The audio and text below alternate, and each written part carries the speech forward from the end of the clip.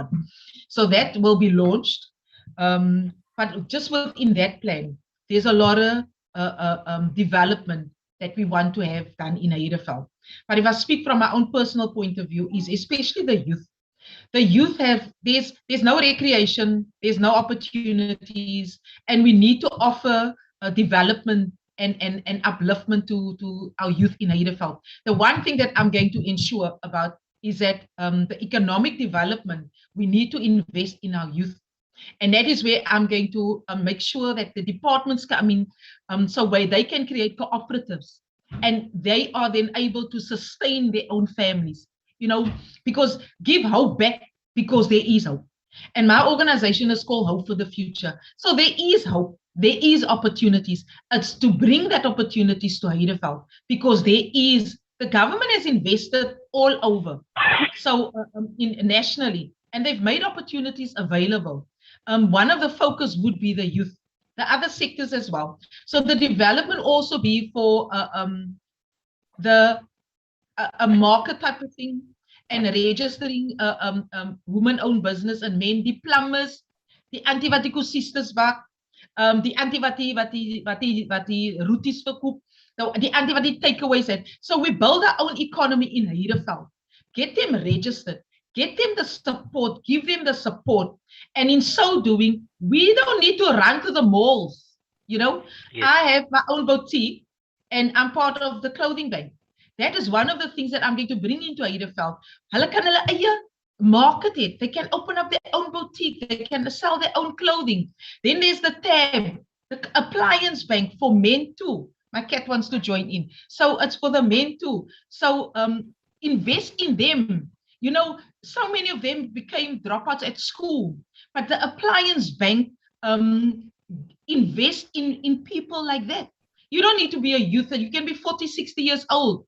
You can join that. So those are the type of economic development in Heideveld that we want to bring in, and that I personally will invest in bringing about a change for Heideveld.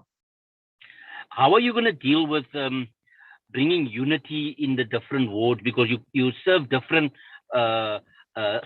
suburbs in your ward? You spoke about Guguletu, about Heideveld, about Vangate, and maybe the needs are different. But how are you going to bring people together? Because, the city has divided our people for so long along racial lines. And how are you as a councillor going to bring people together and unite us as all Capetonians? Because all Capetonians need basic services. All Capetonians need opportunities and that. What will you do differently than, say, your predecessor in that area? Okay. So the one thing that I know when engaging with people, they always speak about our Black communities in a certain way. And then we have some of in our Black communities speak of the color in a certain way.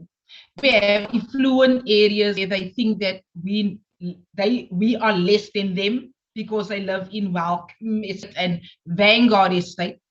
And so for that, it is important that the area shouldn't define you where you come from, and that is the problem. The stigmas that have been created. We're not on the Cape Flats just by chance. We've been placed here. It's an island, and we've been stigmatized, and we've been labeled, and we've been branded. It's like the Cape Flats, daarom praat ek so. But we come from the suburbs, man. And because I live in Heideveld and you live in Welcome Estate, you don't know what I've been through. You don't know what my family history is, but it doesn't make you better than who I am. You understand what I'm saying? And the same for the people in Guguletu. People of Heideveld mustn't think that Guguletu is just so, and vice versa. Even the people in Silvertown. So by integrating all of them, they need to stay true to our heritage.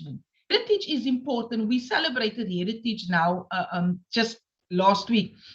But to get that and get that debates going, we need to have dialogue. We need to integrate each other. We need to have dialogue. Get the people from Google to create mense from Welcome. See how similar we are. We're only different in language, and in color, and in race. But if you look at our foundation, is all built the same. We all created by God. And so we need to see each other in the So same you way will bring as people God. together. You will bring your constituency together. You will get them to talk. You'll try to get a understanding of each other, because for too long we've only focused on what makes us different. We haven't focused on what brings us together. And I think that's your key thing. You're saying basically you bring the communities together, get them to talk, to dialogue, to understand, to ask questions about our different cultures. There we go. That is the key. And also to not just bring you together to have dialogue, but it's for you to come to my home.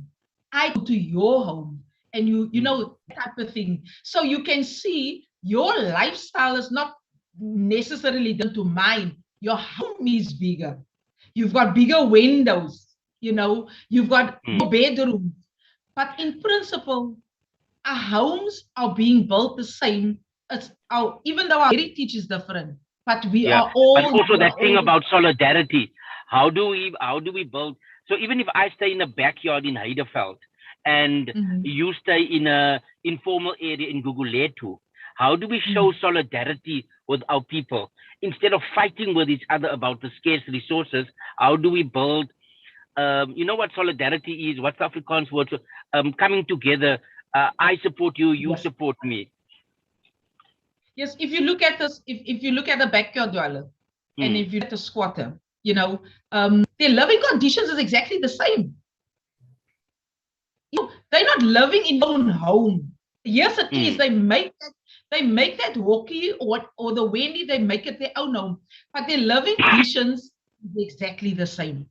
So they living on a squatter camp, or they living on a Wendy house. So basically, conditions is the same. Your issues that you have with regards to your what you're supposed to have, the essential service, like such as water, which is an essential service that you need to have access to. That is something that both of these fears of housing has got the same issues in terms of toilet facilities, sewage. So there's circumstances, even though it's a person living in Guguleto on a squatter, or even the person here by us living on a squatter camp, and the person living in my backyard, their living conditions is exactly the same. And how do we get them together to talk and to just bring about the understanding? Yours is no different to mine. We experience the same challenges, and it's how we overcome that challenges, and how do we prioritize, and how do we find solutions to that challenges. That would be the key. The city has big budgets. I mean, there's billions, literally billions of money in the city, and they're also obviously not prioritizing the Cape Flats. More than 50% of the Cape Townians live on the Cape Flats, which is the Cape Flats, Kailicha, all the areas, but less than 15% of the budget gets spent there. You will get a ward allocation as the councillor designated. I am told that the ward allocation is more than R1 million annually. What will you do to fix the problem, and what will your priorities be to where the city has divided people? How will you bring them together, and what will your priorities be? Look, the other issue is the rights. You spoke about rights and water and that. Will you lobby for affordable rights for our people? Almost definitely. That is, I don't even need to answer that. That is one of the most important thing that we need to lobby for, especially electricity. Mm. Our people are getting what, like 2.4 units for 10 rand. You cannot even switch on your kettle as die krag op.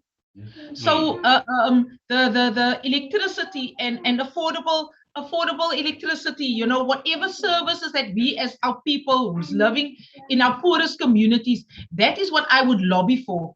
I would want to advocate for that.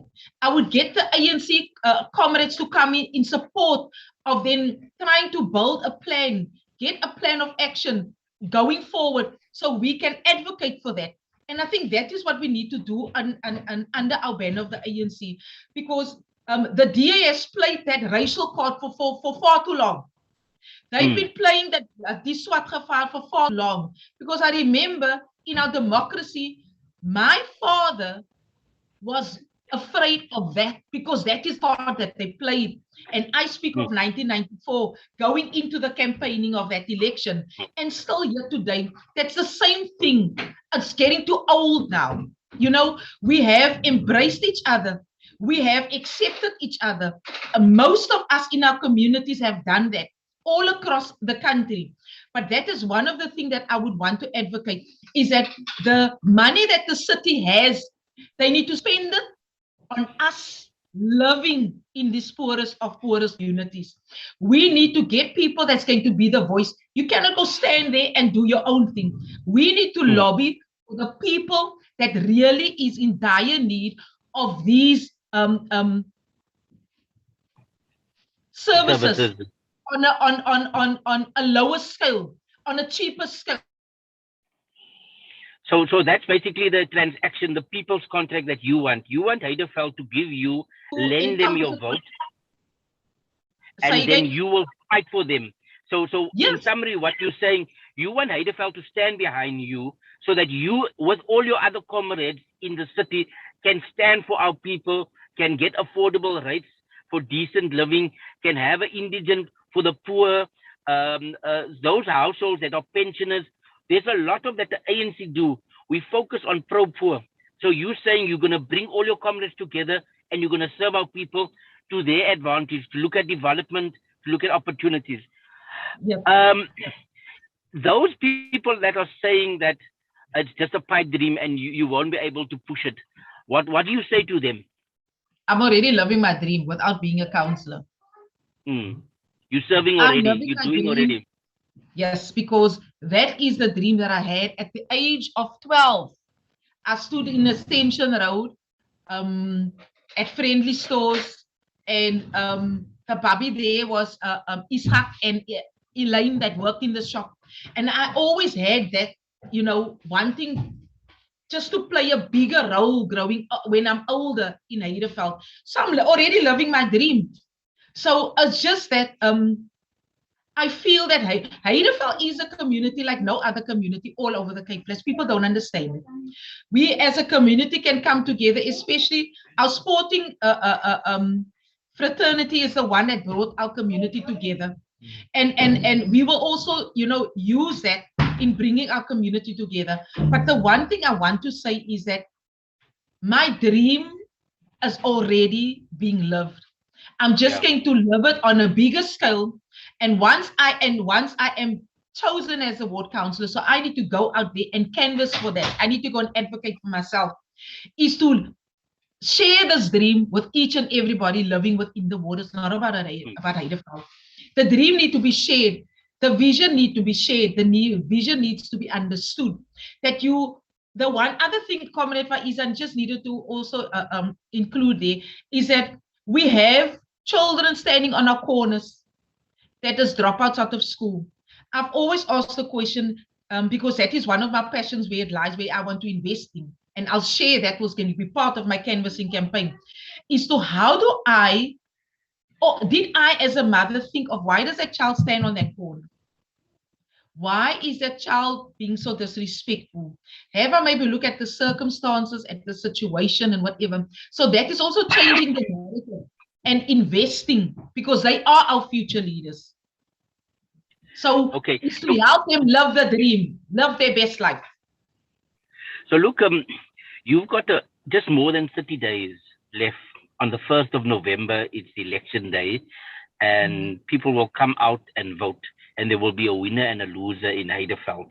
And your community is a very important, very dynamic, very robust, very vibrant community. They say things as it is, and there's hold no bars. What are you going to do in the next 30 days to get that vision, to get that message? And more importantly, if I stay in Heideveld and I want to help or volunteer, how do I go about that? How do I support you? If I share your views, what's the steps that I can take to help you? And also, what are you going to do to reach out to more people that stays in Heideveld? Okay. So my admin lady is here. She's upstairs. We're busy planning my campaign because I don't have a campaign manager anymore. I thought I had one, but anyway. So we're going to sit today with our plan, right? Mm, I've also given my commitment. I'm taking her with me. She's brilliant. mm, She's a youth. She's brilliant. She knows what she does now to cross her T's and dot her I's. So I'm mm, taking her along. So we're going to sit and we're going to plan our canvassing campaign. The one thing that she did, and she's now new to the site, is that we're going to train our VD coordinators and the volunteers and so on. So when we go out, they cannot go out and they don't have my voice. They don't know what I stand for. They don't mm. understand. So that's the first thing we're going to invest. You ask, how can people join? I've got a Vanessa election support WhatsApp group going. So the support that I'm getting, I'm adding people on there. I still got a lot of people to add on. So on there, we're sharing, and requesting. So what we're going to do in planning is to train those volunteers and the VD coordinators, and when they go out, they get out to advocate for me. But when Mm. in doing the advocacy, they must know what they need to say. You They must know cannot. the plan, the manifesto, all of those things. Yes, yes. So they need to understand that. So that is the training and investment we're going to give in them, because they must remember it's not just going to stop off when the election is done on the 1st. The investment in them is going to continue. No matter how old or how young they are, investment is going to continue. So whoever wants to come on board are welcome. My number's been all over on my social media page. And they can inbox me on Facebook. I will connect with them. But the one thing that I know is that I have so much support from DA people who were supportive of the current councillor. And that for me really made me decide as in accepting when I was nominated. So I will make sure that the door-to-door is going to happen. The canvassing, we're going to continue with the canvassing. We're going to do the motorcade. I'm going to bring my comrades of Kusatu in. I'm going to bring the teachers union in. Khalid Sayed from the education section, he's in. We're going to work together. You yourself, Comrade Faiz, I'm going to bring in the role players that's going to come in, that's going to advocate my story, my vision, and what I want for you. Because people have a problem when I say my community. It is mine. You are entitled to call it your own. So I'm claiming Heideveld as mine because it is where I was born and bred. I'm moving back here. And I would also want to urge those lawyers, the professors, the doctors, the nurses, the guy working at the post office that became a manager or whoever else, come invest where your foundation is laid and change Heideveld to the community it used to be. That is where I'm also going to call on. I'm going to call on them. But the investment in Heideveld, everybody, it's one simple question. If you leave the ANC out and you leave the D out, you just ask, you have a guy that you've placed there. Has ever helped you in the last 10 years? The general answer is no. So why Mm, would you want to give him another 5 years? Simple question. mm, What is he going to do differently that he couldn't do in the last 10 years? Simple question. As mm. easy as that. And So then ask that you come, question. beg your pardon? So I think what we need to do is we must ask that question because Heideveld people know you. They know you help them irrespective of the title. So I think you also talk about coming back, inviting people, professionals to come back. The roots, they must come be part of this. So just in conclusion, I think for me, because we're wrapping up, we're pulling it together. It's been great chatting with you, Vanessa. You've got a plan. You've got a system going. You're also making appeal to people, and I want to wish you very best of luck. But also plan and prepare well. Just your concluding remarks to communities, both in Heideveld. What is your message to Heideveld, to Google Aid, to Vangate, to Silvertown, to all of them that might not know you?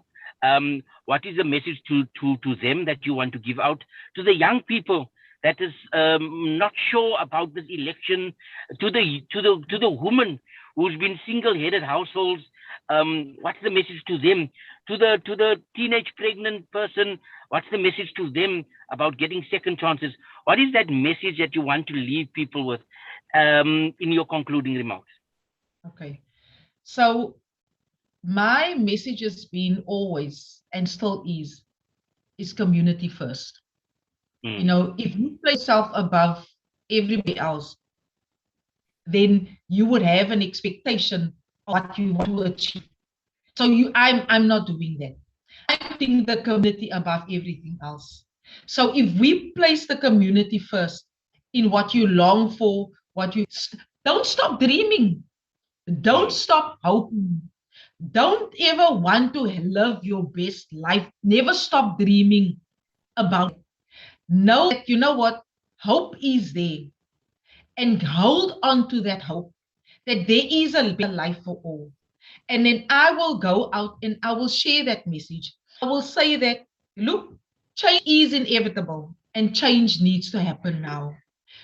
All I'm asking you is that we're going to invest in our children so they can become better leaders of our community. But in order for us to do that, you need to follow you need to follow the line in order for us to achieve that. All I'm asking you is let's hold hands and don't let go for the next 5 years to achieve the impossible in not just uniting Heideveld, but in integrating and making Ward 44 a happier, healthier, and a more economically sustainable driven community than what it currently is. That would be the message at the end of the day. So we don't have those guys stealing our cables and robbing us, hijacking us and whatever. Let's find a sustainable solution.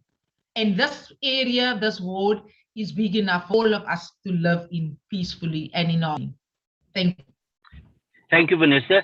The executive producer, I shall just say we got a few minutes more. The one question I forgot to ask was, you know, councillors when they get a big salary, they move out of the area and they get the flashy cars and that. Tell me, what are you going to do with your first paycheck? No, comrade, is I don't have a stable because I don't have a job right. My husband is a permanent worker. I say in the area all the time. He doesn't call me really say, oh yeah, there's a corner and say, yeah, what is whatever. So he's on board. But you know what? The salary that I had that I earned when was always just on my for my extended family in any case. So I have money which I will be earning, and most of those money would in any case go back into the community. That will never stop. That will never stop. But moving out of the area, I live in an RDP home, right? Ek gaan my huis aanbou. I'm not moving out of the area. You know, this is where this is where hope for the future started when I moved back. So I'm not going anywhere. I'm not going to leave the area. I'm not going to, my door's always been open. Only now with COVID, I have moved it away from home in keeping my family safe because it is our responsibility to keep each other safe. But I'm not moving anywhere. I'm going to die in my area. Whenever I hope God is going to give me a few healthy decades in order for me to continue what I'm doing. But I'm not moving out of the area. I'm going to remain loyal to who I am, where I was born, and in giving back. And 167 Cutback will always be where I live, where I reside in Heideveld. I'm not going anywhere. There you have it. That is Vanessa Nelson. Someone that I personally know and someone that I personally can vouch for, a strong, vibrant community activist, someone that is grounded. Say, Fati, kak van niemand of niks, she stands for her community. I will campaign for you, I will support you because you got the community's interest at heart. And I want to encourage, as a member of parliament for this area, I want to encourage everybody, whether you're from Google Ep2 or from Vanguard Estate, Heideveld. If you are originally from Heideveld, go back to your area, plow back, help Vanessa, because with her and her team, there the ANC is starting the renewal that the president is talking. There is the renewal that we're building unity amongst our people. Vanessa has a dream, Vanessa has a vision, but more importantly, she's a man's man. So with that, I want to thank everybody that has tuned in. Tomorrow we'll also go to a different area and we'll link up with another candidate, know your area. If you want to be part of the program, join us. But again, thank you very much, Vanessa, for your time. And we'll see each other soon live. You know, the online is... tomorrow we'll have Dimitri Jagels. We are pleased to have him. And also Dorothy Soetwater from Retreat. So those are going to be the two candidates that's going to join us. Thank you, Vanessa. And as always, great input. And hope to see everybody tomorrow again at 1 o'clock. Thank you. And our executive producer, Aisha. Thank you very much. Thank you now. Amandla. Long live. Amandla. Long live. Amandla. Viva! Viva! Viva! Long live the ANC. Long live.